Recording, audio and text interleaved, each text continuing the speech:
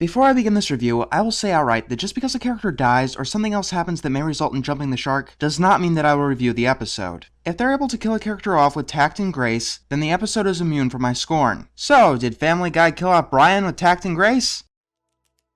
That guy sucked. Well, what the fuck do you think? Not only is this episode a miserable excuse for a story, it pulls out every dirty, emotionally manipulative trick to make you feel sorry for a character who lost all likability years ago, and to shame whoever criticized him in some half-hearted attempt to make Family Guy relevant again. The episode starts with Brian and Stewie running away from Native Americans with machine guns riding in a Jeep. Well, that's one way to start off the episode. They immediately find themselves surrounded. Just another day in the life of Brian and Stewie, I guess. They manage to escape by jumping into the river. Crap, they got away. Better call the boss. Damn, I'm not getting a smoke signal here. That was the first of many painfully unfunny jokes in this episode. Brian and Stewie wash up on the shore, and apparently Stewie gave guns to the Native Americans, and now they're running everything. And then we get... You seem to have a lot of shops.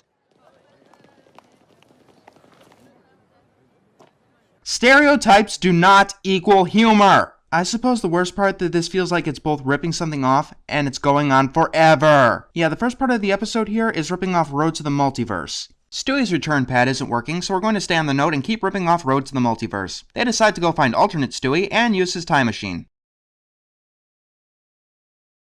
Yeah, it's a direct fucking ripoff. This is another universe. This is what things would be like, completely disregarding logic and historical facts, and replacing them with blatant stereotypes. They use the time machine and end up in Jamestown. And we see Brian escorting a Native American woman. Was he going to do her or something? Where's the joke? I don't get it! Stewie takes the guns back, and they teleport before they can get skewered. They're gone. We can talk normal now.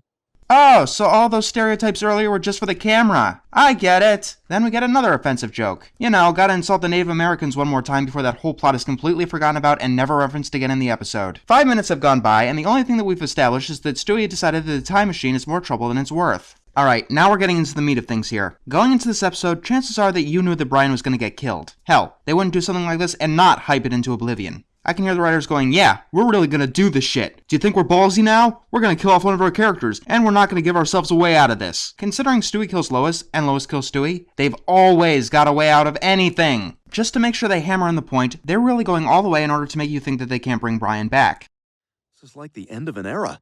Yeah, remember what I said about this being an emotionally manipulative piece of shit, or something to that effect? First of all, any flaws that Brian had are completely non-existent in this episode from the word go. And secondly, he's the one who finds the net in the dump that will lead to his inevitable demise.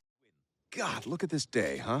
You know, usually I'd be sitting inside writing, you'd be working on one of your machines, but here we are enjoying it. Brian Griffin is happy to be alive. Can you tell? He's so uncharacteristically happy to be alive, which is a complete 180 from the near-depressive alcoholic that he usually is. Stewie goes inside to get his knee pads. Hey, you know what we haven't done yet? Ripped off Road to the Multiverse! A CGI car speeds around the corner and runs over Brian. Wow, look at how much detail they're just throwing into his demise, to make it look as painful and miserable as possible to play off your baser emotions. By the way, that's probably the most brutal display on the show that I've ever seen. And that's including Brian Griffin's House of Pain, where Stewie spends the entire episode with his head cracked open.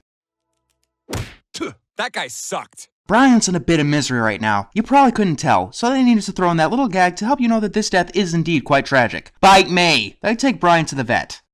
Mom, is Brian gonna be okay? I don't know. Hey, shouldn't Peter be telling Meg to shut up or something? Oh, that's right. If you were doing this, you couldn't pull the string so well. I understand. Don't talk to me. You have a bad reputation in the chicken community. Okay, to be fair, that's the one joke that actually got a laugh out of me. Remember what I said in my Magical Mystery Cure review about emotional juxtaposition? Yeah, this is when it's used to manipulate. Let's put all of our good jokes here, and then hit them with the sappy music and that goddamn zoom. Family Guy, work on your cinematography. That zoom doesn't make anything more intense or sappy or whatever. It wouldn't bother me so much if you didn't use it every single time you tried to be serious. They say that Brian doesn't have much time left, and instead of a joke that Family Guy would normally throw in this situation, we see everyone frown. See Brian there suffering? Yeah. Let's drag this scene out as long as fucking possible. And let's make his final words the ideal final words. I'm sorry. He's gone. Oh my God. Yes, Chris. I'm afraid that our Brian is dead.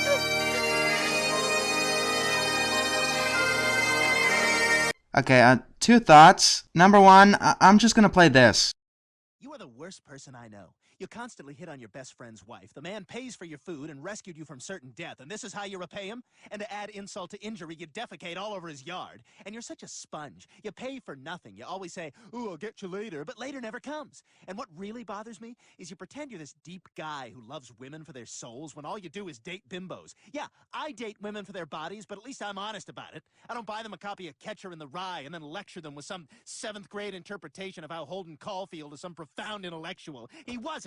He was a spoiled brat, and that's why you like him so much. He's you.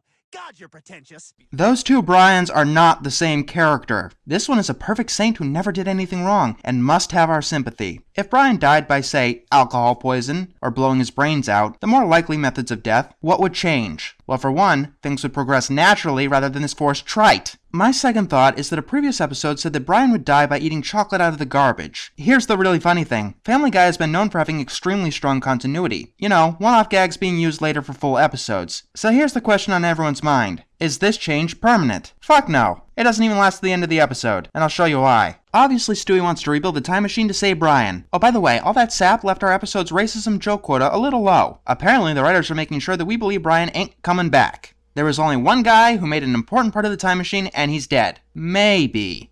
I know, but the one guy who made those drew a doodle of Mohammed, so he's not around anymore. Alright, now that's two ways to pull out of this situation. That guy isn't really dead. Stewie, and by extension the audience, jump to a conclusion. Don't you just love vagary? So we get to the funeral. Then we get some more racism.